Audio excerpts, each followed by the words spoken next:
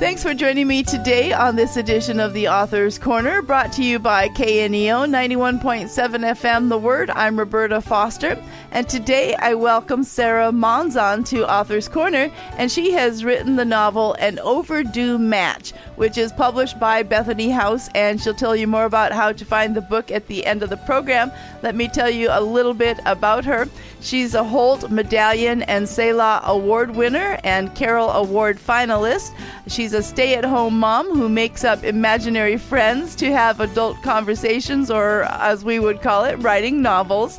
She's a Navy chaplain's wife, and so she resides wherever the military happens to station her family and enjoys exploring the beauty of the world around her. So, Sarah, where are we talking to you from today? Right now, I am in Washington State on Whidbey Island. All right. Well, thank you so much for being with us. And so I find out that the book An Overdue Match is the first book in a new series for you that's titled Checking Out Love. And tell us about this series and your story. Yeah, so the series all has to do with librarians. They're all librarians in a little town called Little Creek that is nestled in the foothills of the Appalachian Mountains in Tennessee. So each book focuses on one of the librarians. Well, I have to say that was one of the things that drew me to want to talk to you about this, because it's definitely a unique setting, something I hadn't come across in the past. And so is there anything special about librarians to you specifically? Not necessarily specifically with librarians. It's just always fun to have books that are also about like book lovers. It just seems really relatable for all of us who are avid readers to have characters who are also book lovers. Yes, absolutely. So what led you to create this series? How did that pop up in your mind that a story about librarians was a good thing to draw upon? Well, it came about with the first book, An Overdue Match. I wanted to write a book that had a heroine who had alopecia, because my mom has alopecia, so I've been for years wanting to write a book with a heroine like that. Okay. And so her story developed, and then when we were talking with Bethany House and the editor, they were asking if I had could make it into a series, and I was like, of course I can make it into a series. And so then we just started brainstorming some more ideas of librarians. Fantastic. So tell us a little bit about this alopecia that is from your mother's background, so that our listeners can get a gist of how that's important to your story. Sure. So alopecia is an autoimmune disease or disorder that affects your hair follicles. There are 3 different types of alopecia. You can have alopecia areata, where it's spot balding, so you'll lose just like spots in your hair. And then there's alopecia totalis, where you lose all the hair on your head. And then alopecia universalis, where you lose all the hair all over your body. And so my mom has been dealing with pretty much all of them in different stages, through different stages of her life. And now she is a universalis, so she doesn't have any hair anywhere. And so, I've been privy to her journey, and, representation is just really important. And I remember when Barbie came out with their new line, and they have one that has no hair, and she was, 50-something-year-old woman, and Barbie came out, and she bought this Barbie for, like, all of her grandkids. She was so excited because it was one that looked just like her. And for all of the books that I've read, and I've read so many books, I've maybe come across 1, maybe 2 books that have a character that has alopecia, and they're not really romance, and they're not the main characters. And so I wanted to write a romance with a main character who had alopecia, for her and for others also that are also dealing with this. Well, and as we talked offline, God sees us in a different way than we are oftentimes perceived by our fellow human beings. And you incorporate some of that in your novel, don't you? Yeah, so I know sometimes people can be like, well, it's just hair. It's not that big of a deal, but it's more than just hair. When you really think about it, it's so much attached to your self-esteem and your self-worth and things like that. And so there's a lot of that type of journey in the book, and how the things that she hears the world say about her, and then seeing herself also as like God would see her. Yeah. Well, today I have the privilege of talking with Sarah Monzon regarding her book. It's a novel, An Overdue Match, which is published by Bethany House, and you're listening to Author's Corner, and I'm Roberta Foster. So why don't you give us a little more about the storyline and your two main characters? Sure. So the storyline follows Evangeline Kelly, which is our librarian. She is very much the epitome of a character who's in love with love, but she's recently been hurt because she was engaged, but her fiancé called off the wedding when she started to lose her hair. So there's a huge connection between how that affected her. She is getting a lot of pity in her small town, and she's tired, or in where she lives, so she's tired of that, and she moves to Little Creek, and she wears wigs there, and so nobody knows, and she likes that anonymity. She's just not getting these pitying looks anymore. But she's kind of given up on love for herself, but not on the idea of love. So she gets an idea in her mind that if the saying goes that if you can't teach, then if you fail at love, then maybe you should just matchmake. And so she decides to start matchmaking her library patrons based off of their checkout histories. Our hero, Tai, he is from that town, moved away, kind of had like a bad boy reputation. He's just recently moved back. He's a tattoo artist, and the small town kind of has a long memory, and so they're not quite sure, they still think that maybe he's a little bit of that bad boy.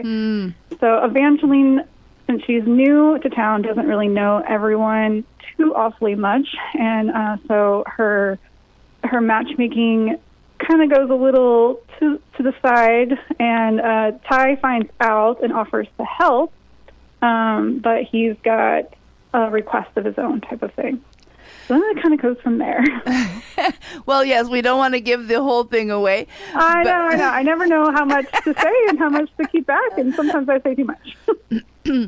Well, I've started reading the book just because I was drawn to the fact that you put two very unusual characters together, yes. And so that's enough of an appeal right there to just figure out what is all included in your book. I guess I just want to ask this question. The fact that she was using her patrons' book checkout information, that's probably not something that the Library Association recommends. No. She definitely probably should have lost her job. She does apologize, and for that, and you kind of have to give her a little bit of grace from where she's coming from. Yeah. But yes, it's definitely not. It's frowned upon. Okay, so as the book goes along, I imagine that both the librarian and the tattoo artist probably have some preconceived ideas about what the other person is like. So do we see some growth in that area where they come to realize that they might be thinking erroneously? Sure. Yes, and especially Evangeline. She's guarding her heart a lot, and so one of the easiest things to do that is to kind of try to keep Tai into a certain side of a box, and she definitely does that, and is a little bit judgmental to guard her heart, but there is definitely a character arc for her where she comes to realize that and see that and accept her actions in that way. I don't think we've talked about this just yet, but one of the things that Evangeline does is she goes into this matchmaking process. Is she's already analyzed herself as not being heroine material. So tell us more about why she did that and maybe some of the quirky things that she decided she could not be. Oh, yeah, for sure. So she says that everyone fits into 3 categories, either the hero, heroine, so the main character of a story, the sidekick character, or the villain. And she knows she's not a villain. She's not evil. She doesn't want to hurt anybody. And then she lists by genre the reasons why she cannot be a heroine. So, for instance, like a Western. She knows she can't be a heroine in a Western because she's allergic to horses. And, heroine has to be able to ride horses and stuff in a Western. Right. And she can't be the heroine in like a detective crime thriller type of genre because she has never won a game of Clue. She gets lost in corn mazes. And things like that. So she's gone through all the genres and be like, no, none of this fits. I am the secondary character even in my own story.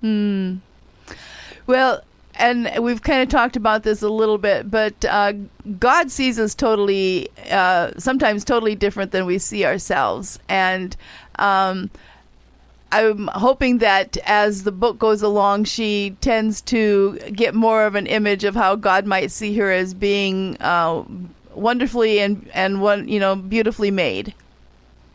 Yes, for sure. Okay, so this is the first of your series, as you've mentioned. Have you already started the writing of the second book? The second book is already with my editor. It's in the second stages of edits right now. It should be coming out in November of this year, November 18th. Okay. So the book we're talking about today is An Overdue Match. It's written by Sarah Monzon and published by Bethany House. Sarah, how can our listeners find out more about this book and how they can add that to their library? Sure. So it's available any retailer. Usually Baker Book House has the best deals. You can also get it from my website, sarahmonzonwrites.com. But yeah, it should be in any of the major retailers. Okay.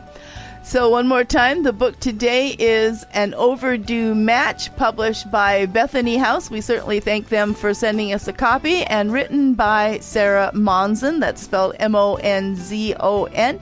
And so thank you so much for being with us today, Sarah. Thank you so much for having me. And to our listeners, if you'd like to hear this interview again or share it with somebody else, you can find it on your favorite podcast platform or through kneo.org. Thank you so much for tuning in. This is Roberta Foster on the Author's Corner. Join me again next time. Hi, I'm Sue Taylor, and I host the Faith to Live By podcast, available from the Sky High Podcast Network. Are you looking for a little spiritual pick-me-up as you begin your day? Each weekday morning, I have a short devotional thought to get you going and give you something to reflect on as you go about your day. Faith is not just something you need when you get saved. Faith is something you live by. Look up Faith to Live By with Sue Taylor wherever you get your podcasts and subscribe today.